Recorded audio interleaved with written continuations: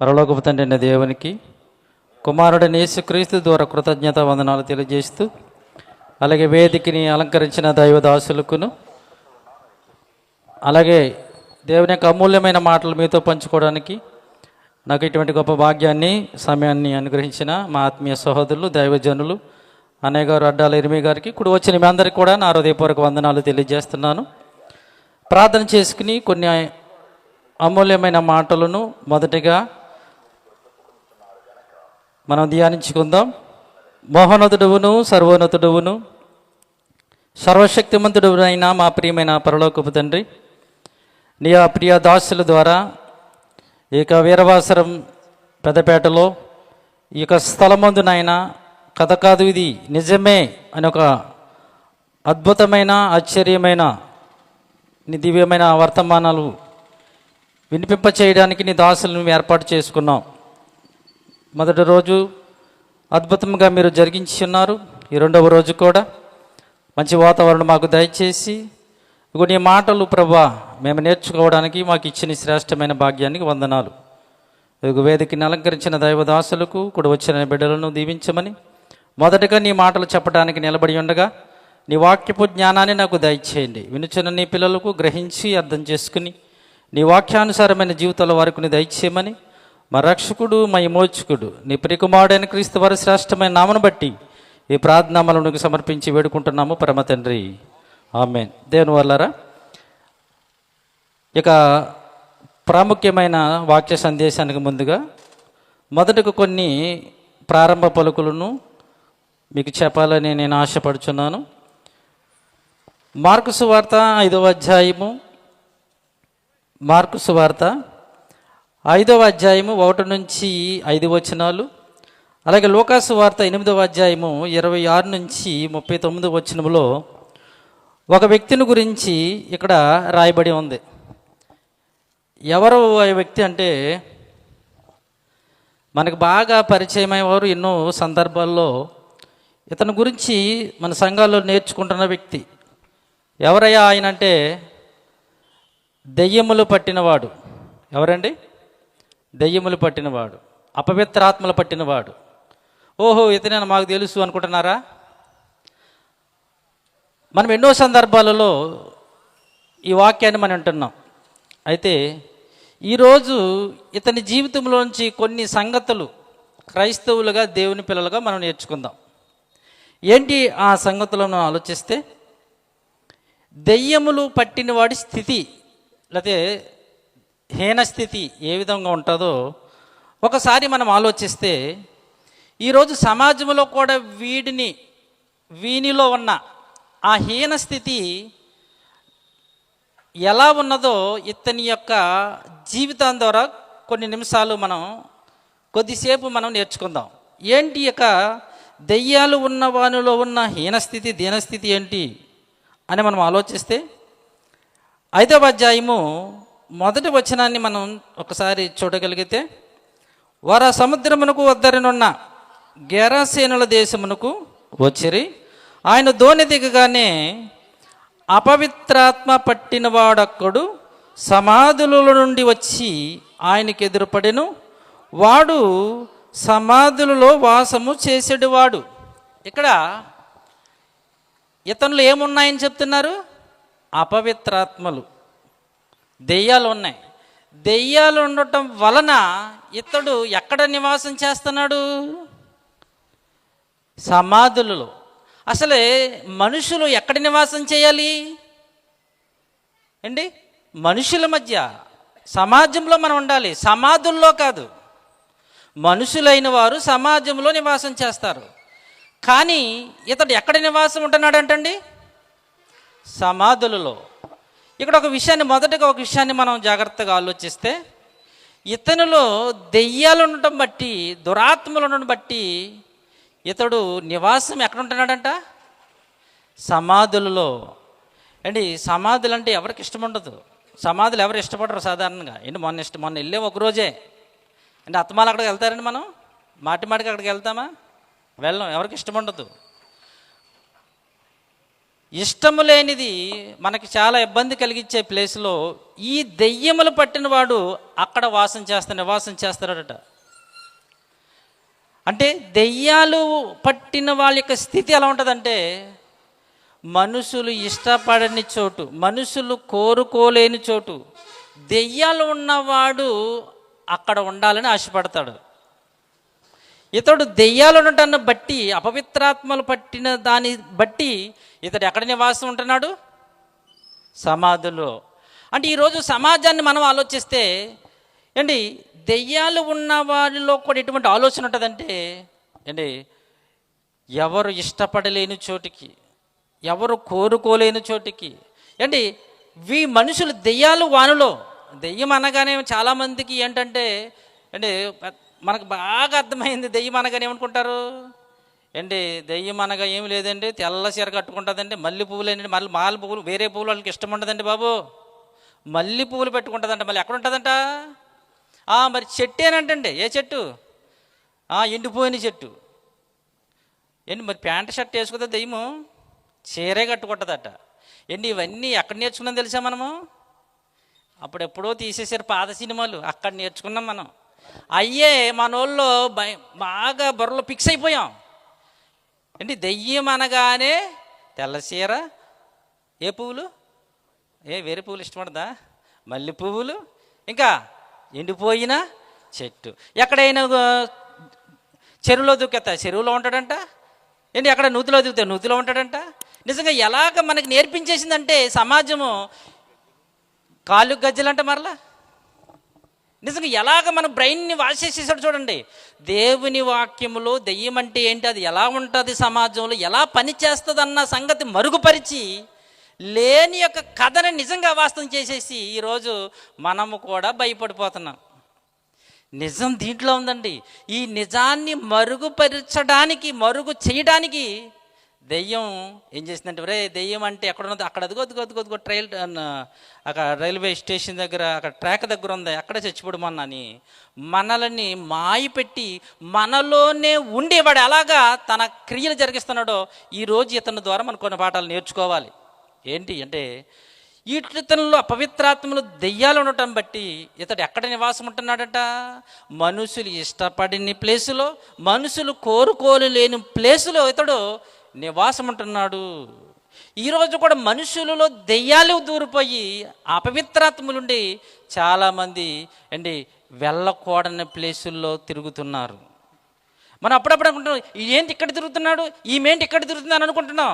వాళ్ళు అక్కడ తిరగటానికి వాళ్ళ కారణం ఏంటో చెప్పమంటారా? దెయ్యాలు వానులో ఉండటం వల్ల వెళ్ళకూడని ప్లేసులో, తిరగకూడని ప్లేసులో, ఉండకూడని ప్లేసుల్లో వారు ఉంటున్నారు. కారణం ఇక్కడ వీడియో మనకు ఒక ఉదాహరణ ఎందుకు తెలుసా? దెయ్యములు వానులో ఉండటం బట్టి, అక్కడ ఉందన్నమాట, అపవిత్రాత్మలు వానులోని ఉండటాన్ని బట్టి సమాధులలోనే ఉంటున్నాడు వాడు, అక్కడే నివాసము చేయుచుండెను. అంటే మొదటిగా దెయ్యాలు ఉండేవాడి పరిస్థితి ఎలా ఉంటుందంటే, మనుషుల దగ్గర మనుషులతో సహవాసం చేయడు. వాడి ఆలోచన అంతా వేరేగా ఉంటాడు, వాడి తలంపులంతా వేరేగా ఉంటాయి, వాడి క్రియలని వేరేగా ఉంటాయి. మనుషులు లేని దగ్గరికి వెళ్ళిపోతూ ఉంటాడు, ఒంటరిగా తిరుగుతూ ఉంటుంటాడు. అపవిత్రాత్మలు దెయ్యములు మనుషుల్లో ఉంటే వాడు నలుగురితో కలిసి ఉండరండి, నలుగురితో ఉండరు, ఒంటరిగా ఉండాలి, లేదా ఎక్కడో మనుషులు ఇష్టపడని చోటులో తిరగాలి, అక్కడెక్కడ తిరగాలని ఆలోచనతో ఉంటాడు.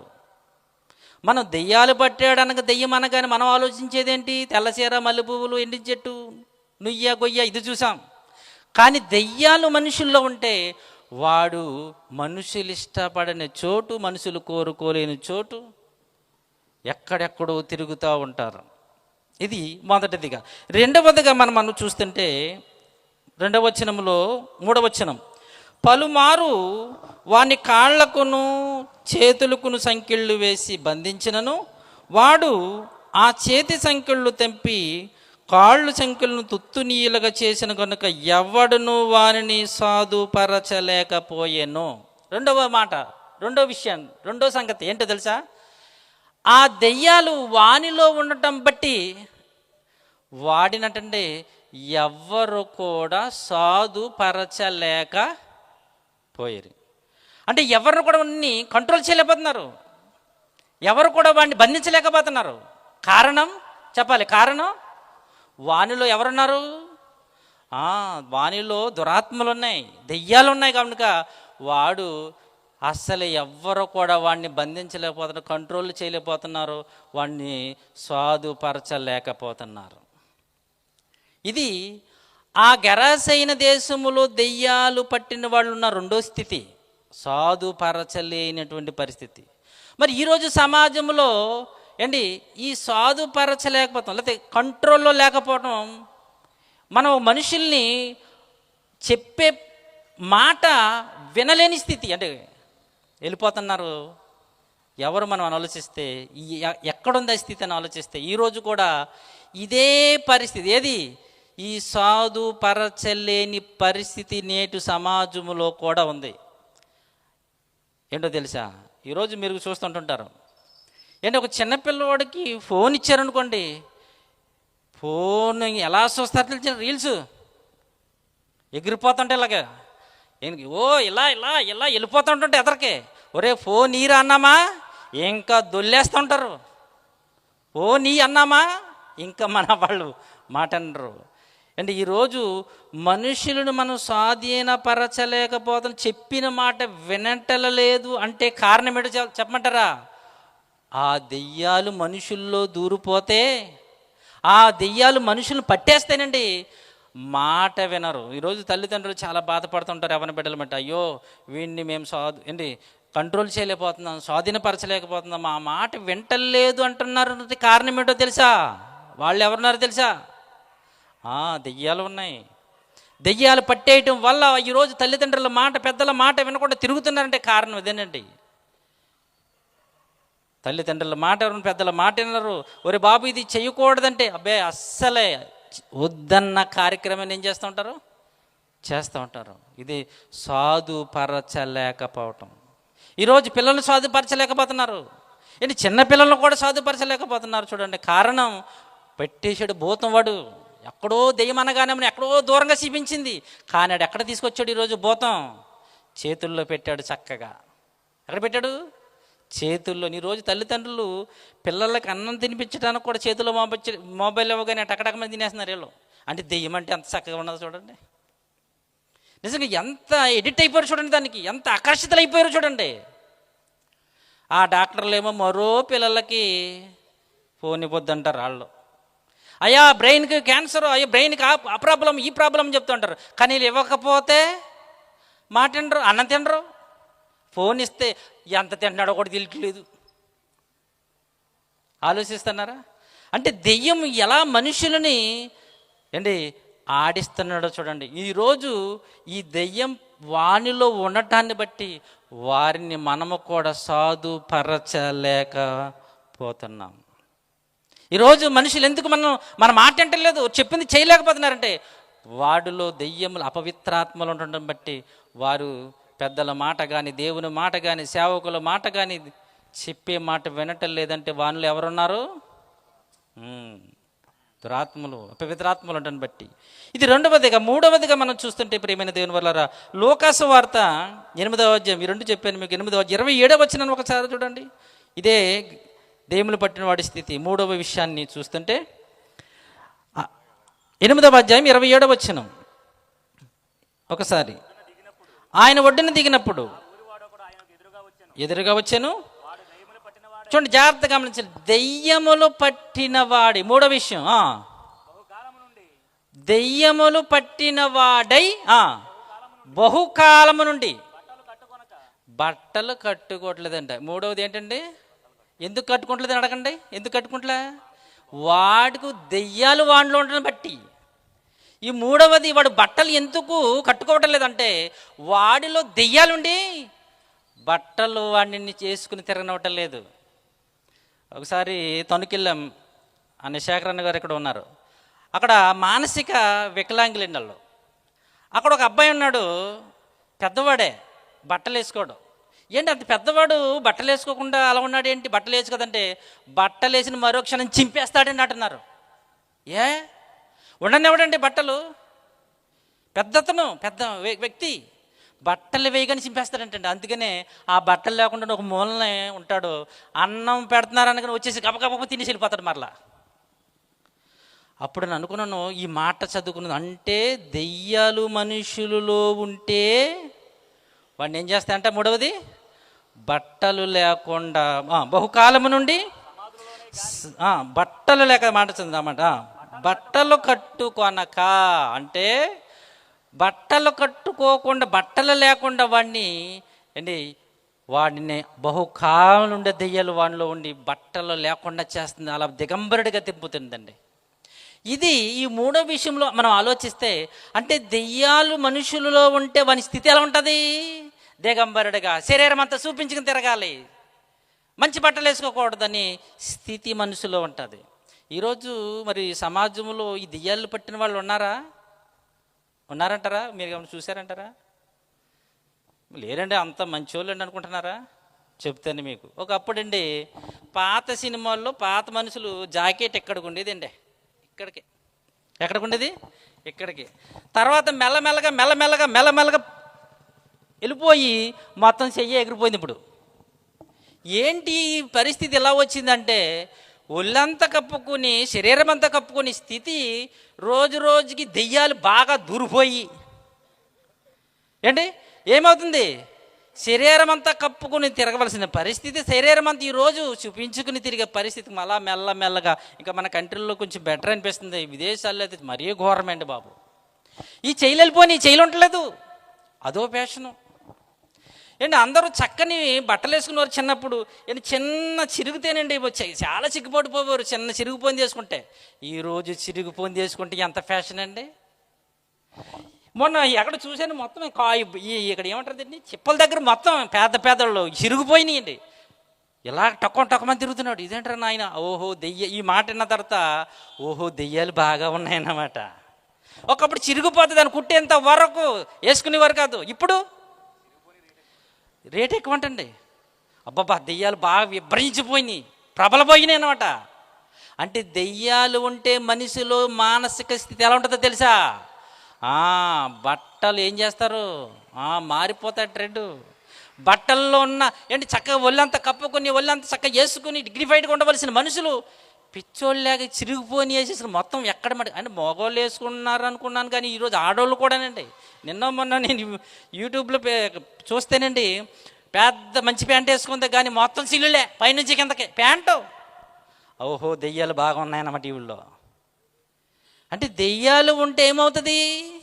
బట్టలు సరిగ్గా ఉండు, ప్యాంట్లు అలాగున్నాయి, షర్ట్లు అలాగున్నాయి. నిజంగా ఎంత భయంకరంగా మనం అనుకుంటున్న ఫ్యాషన్ అనుకుంటాం. ఫ్యాషన్ కాదండి బాబు. దెయ్యాలు మనుషుల్ని ఏం చేస్తున్నాయి?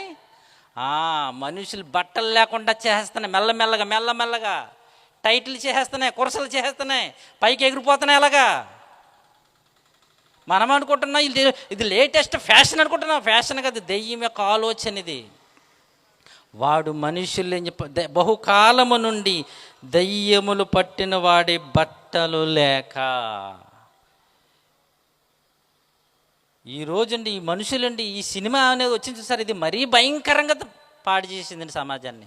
దెయ్యం అక్కడ వేస్తుంది స్క్రీను, తెల్లవారుగా ఇక్కడ వీళ్ళు వేస్తున్నారు. ఏది ఆడే జాకెట్ వేస్తే ఆడు, ఏ ప్యాంట్ వేస్తే ఆ ప్యాంటు, ఏ షర్ట్ వేస్తే ఆ షర్టు, వీళ్ళు వేస్తున్నారండి. ప్రియమైన దేవుని వారు ఆలోచించండి. కేవలం బట్టలు వస్త్రధారణ అనేది ఎలా ఉండాలి దేవుడు చక్కగా చెప్పాడండి. మీరు కురస బట్టలు వద్దు ఏంటి, వస్త్రధారణ కూడా ఎంత చక్కగా చేసుకోవాలో దేవుడు జీవగ్రంథంలో చెప్పాడండి, చాలా చక్కగా చెప్పాడు.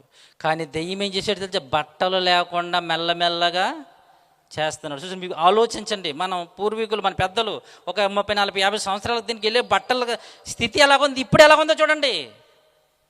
మెల్లమెల్లగా కొన్ని 50 సంవత్సరాలు అయితే ఎలా ఉంటుందో తెలియదు. మరి ఇంకేం ఫ్యాషన్ వస్తుందో, ఇంకా ఎలా జారిపోతారో దెయ్యాలు, ఇలా మనుషులు పట్టి పీడిస్తుందో ఆలోచించండి. 4వదిగా 5వదిగా మనం చూస్తే ప్రియమైన దేవుని వర్లరా, అదే మార్కు సువార్త 5వ అధ్యాయము 5వ వచనాన్ని ఒకసారి చూడండి త్వరగా. 5వ అధ్యాయము 5వ వచనం. వాడు ఎల్లప్పుడూ రాత్రింపగళ్ళు సమాధులు కొండలలో కేకలు వేయుచుండెను. ఇది 4వదిగా నేను చూస్తుంటే ఇక్కడ ఏం చేస్తున్నాడంటే అతడు కేకలు వేస్తున్నాడంటే. అంటే దెయ్యాలు మనుషులలో ఉంటే వాటి స్థితి ఎలా ఉంటుంది? నెమ్మదిగా ఉండడు. ఏం చేస్తున్నాడంట? కేకలు వేసుకుంటూ తిరుగుతున్నాడు. అడి తిరుగుతున్నాడు, ఇటు తిరుగుతున్నాడు, సమాధుల్లో అడి కేకలు వేస్తున్నాడు, ఇటు కేకేస్తున్నాడు, అటు అరుస్తున్నాడు, ఇటు అరుస్తున్నాడు. ప్రియమైన దేవుని వల్లరా, దెయ్యాలు మనుషుల్లో ఉంటే మానసిక స్థితి ఎంత భయంకరంగా మారిపోతుందో ఏంటి, కేకలు వేసుకుంటూ తిరుగుతున్నాడండి, అరుస్తుంటూ తిరుగుతున్నాడు. మరి ఈరోజు సమాజంలో ఈ దెయ్యాలు ఉన్నాయా? ఇలా అరిసేవాళ్ళు, కేకలేసేవాళ్ళు ఉన్నారా? ఆలోచించండి ప్రియమైన దేవుని వల్లరా. ఉన్నారండి అండి. మనుషుల మధ్యన వీడు దెయ్యాలు దూరిపోయి ఏం చేసాడు తెలుసా? మనుషులు గొడవలో, కేకలో, నువ్వెంత, నువ్వేంటి అని ఈరోజు మనుషుల మధ్య గొడవలు పెట్టి ఏం చేస్తున్నారు? అరుస్తున్నారు, కేకలేస్తున్నారు, గొడవలు పెట్టేస్తుంది, మనుషుల మధ్య తగాదాలు పెట్టేస్తుంది దెయ్యం. ఏంటి, దెయ్యాలు మనుషుల్లో ఉంటే ఏం చేస్తారు? కేకలేస్తారు. ఏం చేస్తారంటే వాడు కేకలు వేయొచ్చుండే, అరుపులు ఏడుస్తున్నాడంటండి తిరుగుతూ. ప్రియమైన దేవుని వల్ల దేవుని యొక్క వాక్యం చాలా చక్కగా చెప్తుందండి. అంటే ఒక గృహిణి గురించి దేవుడు చెప్తూ తీతుకు రాసిన పత్రికలో ఒక మంచి మాట పౌలు గారు తీతు గారికి రాస్తూ 2వ అధ్యాయము 5వ వచనములో 3వ 4వ లైన్ మనం చూస్తే స్త్రీల గురించి ఒక మంచి మాట చెప్తున్నాడు. ఏంటంటే, యవన స్త్రీలు తమ భర్తలకు లోబడి ఉండి తమ భర్తలను శిశువులను ప్రేమించు వారును స్వస్థ బుద్ధి గలవారును పవిత్రులను. నెక్స్ట్ మాట, ఇంట ఉండి పని చేసుకునుచు ఉండాలంట. స్త్రీల గురించి ఒక మాట చెప్తూ, అయ్యా స్త్రీలు, అమలారా, తల్లిలారా, మీరు ఏం చేయాలో తెలుసా? ఎంట ఉండి మంచి చక్కగా పని చేసుకుని మీ భర్తలను పిల్లలను చాలా చక్కగా పోషించుకోండి, నడిపించుకోండి, బలపరుచుకోండి అని చెప్పాడు దేవుని వాక్యం. కానీ ఏం చేస్తున్నారు తెలుసండి? చూడండి, తిమోతి గారు రాసిన పత్రిక. వీళ్ళు ఏం చేస్తున్నారు ఒకసారి చూడండి. వీళ్ళు ఏం చేస్తున్నారు మనం చూస్తుంటే, తిమోతి గారికి రాసిన మొదటి పత్రిక వీళ్ళు ఇంటింటూను ఏం చేస్తున్నారు తెలిసిండి? వీళ్ళు తిరుగుచూ ఏంటి 5వ అధ్యాయము, తిమోతి గారు రాసిన మొదటి పత్రిక 5వ అధ్యాయము 13వ వచనం చూడండి ఒకసారి. మరియు వారు ఇంటింట తిరుగులాడుచు బద్ధకురాండ్రగుటకు మాత్రమే కాక ఆడరాని మాటలు ఆడుచు వదరబోతులను పరుల జోలికి పోవు వారు నగుట్టుకు నేర్చుకుందురు. దేవుడేం చెప్పాడు స్త్రీలకి? వాళ్ళకి ఇచ్చిన విధేంటి? ఎంట ఉండి మంచి పని చేసుకుని మీ కుటుంబాన్ని, మీ బిడ్డలను చక్కగా పోసుకొంచుకోండి అంటే వీళ్ళు ఏం చేస్తున్నారు తెలుసా? ఎంటెంట తిరుగుతూ ఆ కొంపో గంట, ఈ కొంపో గంట, ఆ కొంపో గంట, మొత్తం ఏదో రోజు ఏదో కొంప తగలబెట్టేస్తారు. అందుకనే దేవుడు చెప్పాడు, ఏ కొంప తిరగొద్దు, ఇంటింట తిరగవద్దు, ఇంటి దగ్గరే ఉండు. ఎక్కడ ఉండమన్నాడు దేవుడు? ఇంటి దగ్గర ఉండి మంచి పని చేసుకో అని చెప్తే వీళ్ళేం చేస్తున్నారు? ఇల్లు తిరిగి చూడండి. అందుకండి క్రైస్తవుల దగ్గర ఉన్న జ్ఞానం ఎక్కడ ఉండదండి. నిజంగా ఎంత గొప్ప దేవుడో చూడండి. దేవునికి స్తోత్రం. దేవుడు ఎంత చక్కగా చెప్పాడు చూడండి. ఈ దెయ్యాలు పట్టిన వాడి స్థితి ఎలా ఉంటుందంటే, ఏంటి, ఆ ఇంటికి ఈ ఇంటి తిరిగి మొత్తం 5 ఇంట్లో అగ్గుపలకి వేస్తారో అప్పుడు ఆడరుచుకొని ఈడరుచుకుని ఆడి కేకలు, గొడవ. దెయ్యాలు పట్టిన వాళ్ళు ఉన్న స్థితి మనం ఆలోచిస్తుంటే ఏం చేస్తున్నారు ఇక్కడ? 4వదిగా కేకలు వేయొచ్చుండెను. 5వదిగా చూచుచుంటే అదే 5వ అధ్యాయంలోను మార్కు సువార్త చివరి మాట, అదే 5వ అధ్యాయం 5వ వచనములో, వాడు ఎల్లప్పుడూ తన్ను తాను గాయపరుచుకొనుచుండెను ఉంది.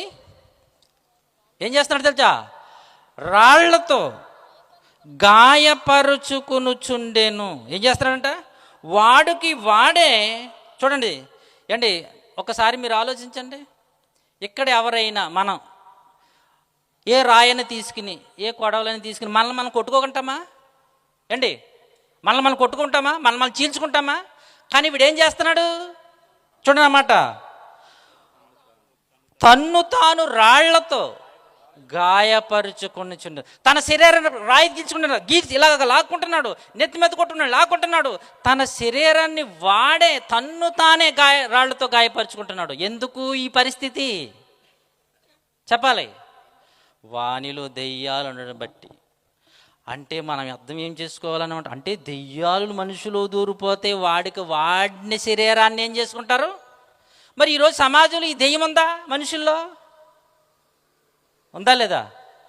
ఈరోజు చాలామంది కూడా తినకూడని వాటిని, పీల్చకూడని వాటిని, వాటిని తాగి జబ్బు తెచ్చుకుని కిడ్నీలు అండి, మూత్రపిండాలు అంటారు, ఏమంటారు, అన్నిటిని పాడు చేసేసుకుంటున్నారు. దేన్ని బట్టో తెలుసా? దెయ్యాలు వాన్లో ఉండటం బట్టి. ఎంత చక్కగా చెప్తూ ఉంటారండి. చదువు వచ్చిన వాళ్ళకేమో ఇంగ్లీష్లోను, బాగా చదువుకున్న వాళ్ళకు, తెలుగు వచ్చిన వాళ్ళకు తెలుగులోను, అస్సలు చదువురానోడికి బొమ్మేశారు. ఏది? గుట్టక మీద వేసి చదువు వచ్చినోడికి ఇంగ్లీష్లో, తెలుగు వచ్చినోడికి తెలుగులో, అస్సలు చదువుకున్నోడికి ఏం చేశారు? బొమ్మేశారు. రే ఇది తింటే నీ పరిస్థితి ఏదన్నా. ఈడు ఆ బొమ్మ చూస్తూ తినేస్తుంటాడు గుట్టకలో. ఎవరుండి బట్టి? దెయ్యాలు ఉండటం బట్టి. వాడి పక్కోడికి కదా వేసేది వీడు, వాడి శరీరాన్ని వాళ్ళు పాడు చేసుకుంటున్నారండి. ఈడు కూడా అంతే, తన్ను తాను రాళ్లతో గాయపరుచుకుంటున్నాడు. ఎందుకో తెలుసా? వానులు దెయ్యాలు ఉండటం బట్టి. ఈరోజు కూడా దెయ్యాలు పట్టేసి తాకూడని వాటి తాగుతూ ఎంచక ప్రభుత్వాలు చెప్తున్నారు ప్రాణానికి హానికరం. అబ్బా ఎంత చక్కగా చెప్పారు.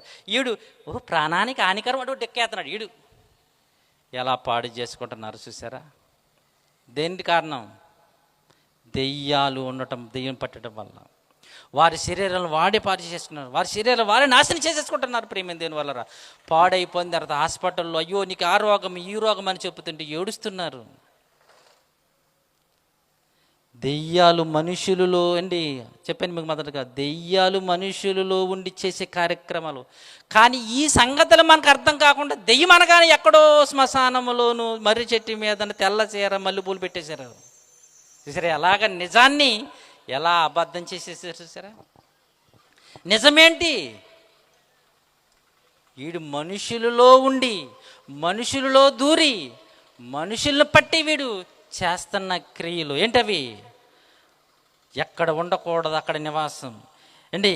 మనుషుల్లో కంట్రోల్ లేకుండా, మానసిక స్థితి సరిగ్గా లేకుండా, తల్లిదండ్రుల మాట పెద్దల మాట వినకుండా, బట్టలు సరి అయిన వస్త్రధారణ లేకుండా, గొడవలు దెబ్బలాటలు పెట్టేసి వాడి శరీరాన్ని వాడే పాడు చేసుకున్నట్లు చేస్తున్నారు.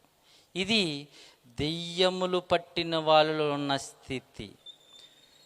దెయ్యాలు వదిలిపోతే వాళ్ళు ఎలా ఉంటారో తెలుసా? లోకాసు వార్త, దెయ్యాలు చివరిగా చెప్తున్నాను, అయిపోయింది సమయం. లోకాసు వార్త 8వ అధ్యాయం చూడండి. దెయ్యాలు వదిలిపోతే వాళ్ళ పరిస్థితి ఎలా ఉంటుందో చూడండి. 8వ అధ్యాయము 35వ వచనం నుండి. లోకాసు వార్త, దెయ్యములు వదిలిపోయిన వాని స్థితి ఏ విధంగా ఉంటుందో చూడండి. చూడవెళ్ళి యేసునొద్దకు వచ్చి నెక్స్ట్ మాట దెయ్యములు చూడండి బైబిల్ అందరూ. దెయ్యములు వదిలిపోయిన మనుష్యుడు. ఎవరై మనుషుడు? దెయ్యాలు ఉంటే ఎలా ఉంది పరిస్థితి? బట్టలు లేవు, కేకలు, అరుపులు, సమాధుల్లో గాయపరుచుకుంటున్నాడు, అరుపులు అరుస్తున్నాడు. కానీ ఎప్పుడైతే దెయ్యములు వదిలిపోయినవో నెక్స్ట్ ఏమొచ్చిందో చూడండి. బట్టలు కట్టుకున్నాడు. దేవునికి స్తోత్రం అండి. బట్టలు కట్టుకున్నాడు,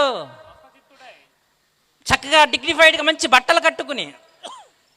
నెక్స్ట్ మంచి మనస్సుతో, మంచి ఆరోగ్యవంతుడిగా, చక్కగా కుదురుముగా, స్వస్థచిత్తుడే. రెండవదిగా, మూడవది యేసు పాదముల యొద్ద కూర్చుండి. ఎక్కడున్నాడండి ఆయన? యేసుక్రీస్తు పాదముల దగ్గర కూర్చున్నాడండి. అంతకుముందు ఎలా ఉన్నాడు పరిస్థితి? దెయ్యాలు ఉంటే ఎలా ఉన్నది పరిస్థితి? దెయ్యములు వదిలిపోయిన తర్వాత ఎలా ఉంది పరిస్థితి? ఇంకా మూడవది ఏం చేస్తున్నాడు తెలుసా? 38వ వచనములోను చివరి లైను యేసుప్రభుతో అంటున్నాడు, అయ్యా నేను నీతో కూడా ఉంటాను. ఏమంటున్నాడండి? దెయ్యాలు వదిలిపోయిన తర్వాత ఏమంటున్నాడు తెలుసా? ప్రభా ఆయన పాదాల దగ్గర కూర్చుని నేను నీతో ఉంటాను అంటున్నాడు. 4వది. 5వది ఏమంటున్నాడు? ఏం చేస్తున్నాడు తెలుసా? వాడు వెళ్ళి యేసు తనకెట్టి గొప్ప కార్యములు చేసును ఆ పట్టణమందంతటా ప్రకటించాను. ఏం వదిలిపోయిన తర్వాత? దెయ్యములు వదిలిపోయిన తర్వాత చక్కగా బట్టలు కట్టుకున్నాడు, స్వస్థచిత్తుడై యేసు పాదముల దగ్గర కూర్చుని, అయ్యా నేను నీతోనే ఉంటాను, తర్వాత సువార్త ప్రకటిస్తారు. ఇప్పుడు దెయ్యాలు పట్టిన వాడు ఎలా ఉన్నారో, దెయ్యాలు వదిలిపోయిన వారు ఎలా ఉంటారో విన్నారు. మీలో ఏ దెయ్యాలు ఉన్నాయో, ఏ దెయ్యాలు వదిలిపోయినా ఆలోచించుకోండి. ప్రార్థన చేసుకుందాం. మహోన్నతుడైన మా పరమ తండ్రి, నీ కుమారుడు ప్రభువా, మా రక్షకుడైన క్రీస్తు ద్వారా తండ్రి, ఈ లోకంలో తండ్రి ఒకనాడు మేము కూడా తండ్రి పాపముల చేత అపరాధముల చచ్చి దెయ్యానికి దాస్యులమైపోయి బ్రతుకుచిన బ్రతుకులలో నుండి నీ కుమారుని ద్వారా మనం బ్రతికించినందుకే మీకు స్తోత్రాలు దేవా. ఇది నిజమని, ఇది కథ కాదు, ఇది నిజం. నిజాన్ని మాయ చేసి మనుషులను దెయ్యమనగా ఎక్కడో శ్మశానంలో, ఎక్కడో మరిచెట్టం, ఎక్కడో నూతుల్లో, ఎక్కడో ట్రాక్ మీద ఉన్నదని మాయ చేసి మనుషులను పట్టి సమాజములో మనుషుల యొక్క స్థితిని పాడు చేస్తున్న సంగతిని కొన్ని మాటలు మేము నేర్చుకున్నాం తండ్రి. నీ కుమారుడి ద్వారా ప్రభు, మా ఆత్మీయ అన్నయ్య గారు అడ్డాల ఇర్మియా గారి ద్వారా తండ్రి ఈ మాటలు తండ్రి ఈ సమాజంలో ఈ ప్రాంతం నిలిపింప చేయాలని కష్టమైన, ఇబ్బంది అయిన, భారమైన బాధ్యతతో నీ సువార్తను ప్రకటించుచుండగా నీ దాసుని బలపరచండి. తర్వాత నీ విలువైన పలుకులు చెప్పుచుండగా నీ ఆత్మ జ్ఞానముతో నింపమని చెప్పిన మాటలు నీ బిడ్డలు గ్రహించి దెయ్యము మనుషుల్లో ఉండేటువంటి క్రియలు జరిగిస్తుందో నీ బిడ్డలు విన్నారు నాయన. నేటి నుండి నేను మాటలు గ్రహించి అర్థం చేసుకుని ఆయా దెయ్యములు లేని వాని స్థితి ఏ విధముగా ఉన్నతముగా ఉన్నదో గ్రహించుకుని నీకోసం ఉన్నతంగా బ్రతికదని తన దయచేయమని క్రీస్తు వారి నామముని ప్రార్థన మీకు సమర్పించి వేడుకుంటున్నాము పరమ తండ్రి. ఆమెన్. అందరికీ వందనాలు.